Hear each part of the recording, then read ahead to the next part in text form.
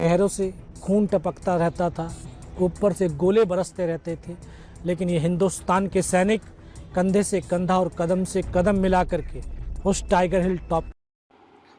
जय हिंद, जय भारत। सैनिक न्यूज़ टुडे में आपका स्वागत है। मैं अशोक फौजी। अभी आपने ये वीडियो देखी, ये हैं हमारे कारगिल योद्धा विजेता, परमवीर चक्र विजेता योगेंद्र यादव जी, हमारे आइडियल। इनको सलूट है, ये इन्हीं की आवाज़ थी। और इन्होंने प्रधानमंत्री जी से अग्निवीर के ऊपर आग्रह किया है कि आप जो है अग्निवीर पे विचार कीजिए और दोबारा से समीक्षा कीजिए। सेना, भारतीय जो सेना है वो हमेशा स्वर्णिम काल में काम किया है और स्वर्णिम काल में ही काम कर रही है आज भी। तो ये कोई प्रयोगशाला नहीं है। आप अपने कमेंट जरूर दें। आपने पीछे 2-3 वीडियो के अंदर में भरपूर कमेंट दिए हैं, बिल्कुल बेबाक आपने राय रखी है कि ये सही है या गलत है। ऐसे ही अपने कमेंट देते रहें कि सही है या गलत है। आज नहीं तो कल सरकार के पास ये आपके कमेंट जाएंगे, बिल्कुल 100%। मूक दर्शक हमने नहीं बनना है, अपनी राय रखनी है। हमने किसी के खिलाफ देश भावना नहीं रखनी है। जिसको पसंद है वो पसंद कहे, सही है, गलत है वो गलत कहे, बिल्कुल बेबाक तरीके से अपनी राय रखें। और आप लोगों से एक बात और साझा करना चाहता हूँ, कल शनिवार है, परसों इतवार है यानी संडे, मैं एक लाइव सेशन रखना चाहता हूँ। तो आप उसमें कमेंट करके छोड़ दें अपने कमेंट, और कौन कौन साथी इसमें जुड़ेंगे मैं आपके पास लिंक भेज दूंगा। अग्निवीर के ऊपर, पेंडिंग भर्ती के ऊपर बिल्कुल लाइव सेशन आप लोगों से सीधा बातचीत होगी, ताकि और अच्छे से आपके विचार आगे तक पहुंचाए जा सके और सभी साथियों को जोड़ा जाए। और कमेंट जरूर दें। और अभी आप आगे का वीडियो देखें। जय हिंद, जय भारत। मैं भी बातचीत कर चुका हूं कि देखिए, सेना क्या है। ये तीनों सेनाओं की बात कर रहा हूं।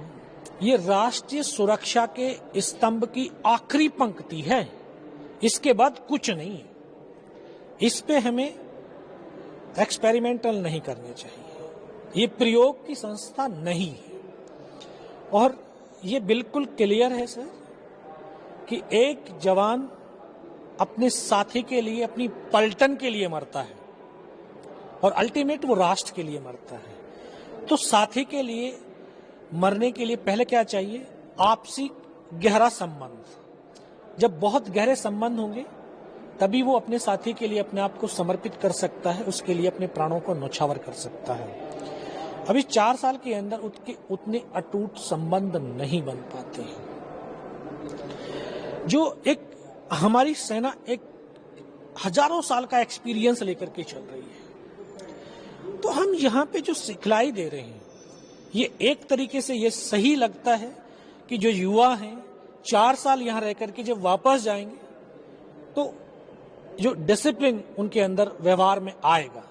लेकिन यहाँ जो स्तंभ है वो कहीं ना कहीं कमजोर हो जाएगा।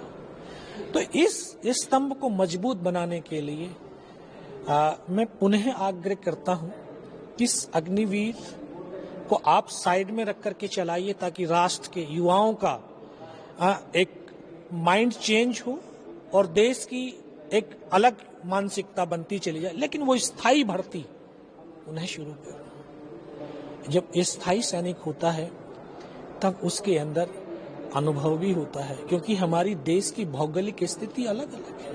कहीं 55 डिग्री में हमें काम करना पड़ता है तो कहीं -50 डिग्री में खड़ा होना पड़ता है। जब हमें अनुभव नहीं होगा हर जगह का, तो हम कैसे युद्ध लड़ पाएंगे? और युद्ध के लिए प्रशिक्षण बहुत जरूरी है। प्रशिक्षण, आप 6 महीने के प्रशिक्षण में कोई युद्ध लड़ सकते हो? नहीं लड़ सकते। हमारी सेना हर दिन ट्रेनिंग ट्रेनिंग ट्रेनिंग ट्रेनिंग और ट्रेनिंग, हर समय हर जवान प्रशिक्षित होता रहता है, ट्रेनिंग होती रहती है। क्योंकि देश की हर एक परिस्थिति में सेना का इन्वॉल्वमेंट है। बोरविल में बच्चा गिरता है तो सेना को बुलाया जाता है, बाढ़ आती है तो सेना को बुलाया जाता है, पुल गिर जाता है तो सेना को बुलाया जाता है। क्यों बुलाया जाता है? क्योंकि राष्ट्र को विश्वास और भरोसा है फौज के ऊपर, सैनिकों के ऊपर। तो वो भरोसा कैसे कायम करता है सैनिक? वो अपने प्रशिक्षण से करता है, अपने अनुभव से करता है। तो अगर उसके पास प्रशिक्षण, अनुभव नहीं होगा तो वो फिर कैसे काम करेगा? कैसे फिर राष्ट्र हमारे ऊपर विश्वास करेगा? तो हमें क्योंकि ये एक ऐसा क्षेत्र है, ये कोई खेल का क्षेत्र नहीं है जहां पर हमारी फर्स्ट सेकंड थर्ड पोजीशन आ सकती है। ये एक ऐसा बैटल क्षेत्र है जहां पर सेकंड नहीं होता, यहां पर तो विजय या वीर गति होती है।